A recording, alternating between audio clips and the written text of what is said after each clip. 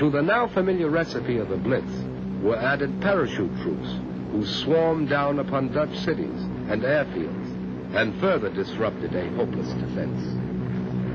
Men had discussed, and most armies had experimented with this new dimension in mobile warfare, but the Nazis were the first to use parachutists in force.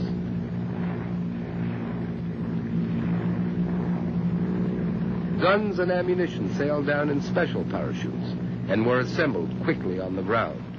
Thus, the Nazis could capture and destroy airfields, railroad stations, and other strategic points back of the defenders' lines. Using tanks, dive bombers,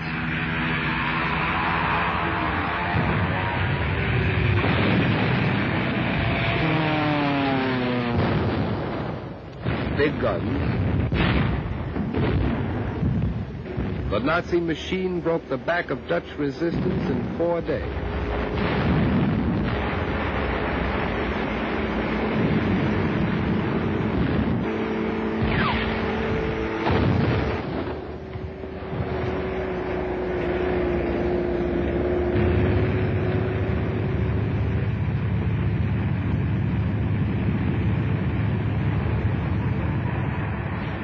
Towns and villages were in flames as the invaders rolled on at a breathless pace, encircling the defenders and slashing their armies, destroying in the name of the new order the homes and shops of those who had dared to resist. Bewildered refugees clogged the roads, seeking escape where there was no escape.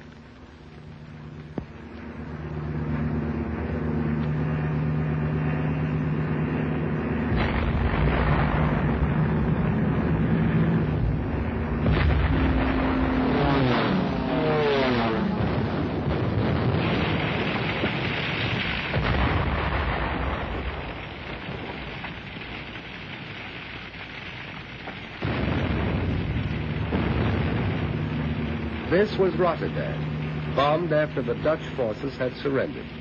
The Nazis said there had been a mistake. The news had not reached the Luftwaffe in time.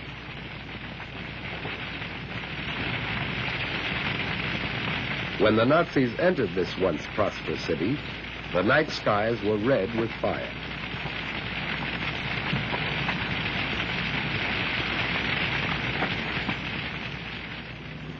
And the next morning, reconnaissance planes flew over the city as they had flown over Warsaw, recording for the propaganda ministry another tribute to the efficacy of the Luftwaffe, while Rotterdam buried its dead, as Warsaw had, and formal negotiations for surrender were duly completed. It took 18 days more to engulf the Belgians and drive the Anglo-French army into the sea. The French and British armies had moved to the aid of the Belgians, but wars are not won by improvisations, and in their desire for neutrality, the Belgian and Dutch governments had failed to perfect joint defense with the Allies before the Nazis struck.